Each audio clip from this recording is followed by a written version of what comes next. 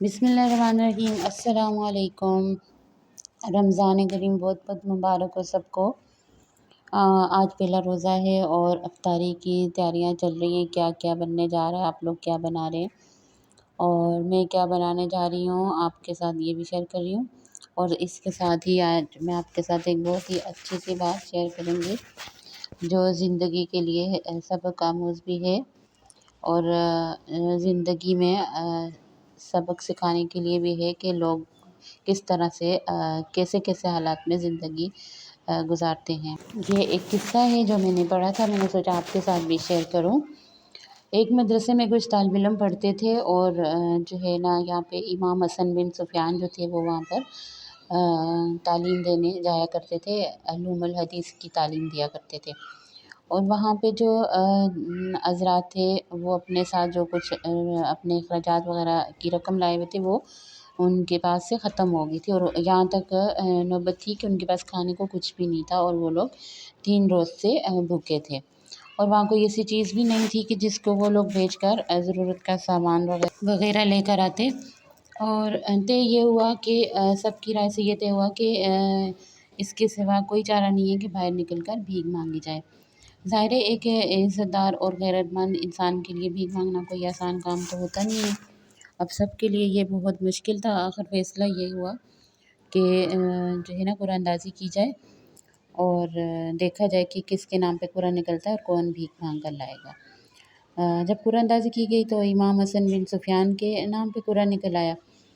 تو امام حسن نے کیا کیا کہ باہر جا کر بھیک مانگنے کے بجائے وہ مسجد کے یہ کونے میں بیٹھ گئے اور 2 رکعت نماز کی نیت باندھ لی اور ایک لمبی دعا کرنے لگے۔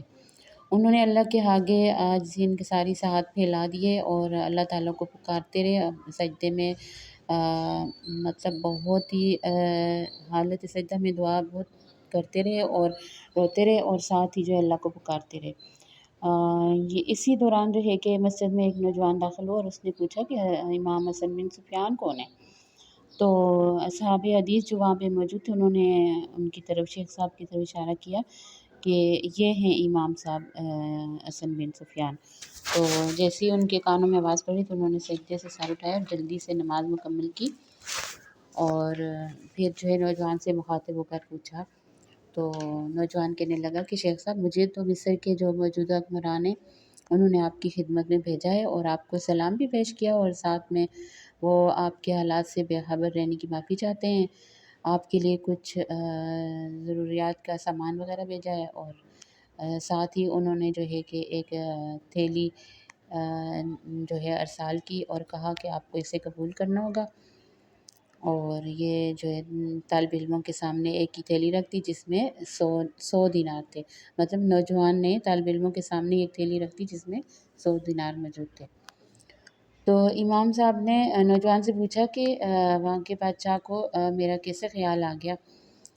تو وہ نوجوان کہنے لگا کہ آج دوپہر خواب میں ایک نیزہ بردار گھڑ سوار دکھائی دیا ان کو جو ہوا میں تیرتا ہوا ان کی جانب بڑھا اور اس نے قریب آ کر ان کے پہلوں میں نیزے سے ان کو جگایا اور بھاروب آواز میں کہا اٹھو حسن بن سفیان اور اس کے ساتھیوں کی مدد کرو، اٹھو ان کی مدد کو جاؤ، وہ فلاں مسجد میں 3 روز سے بھوکے ہیں۔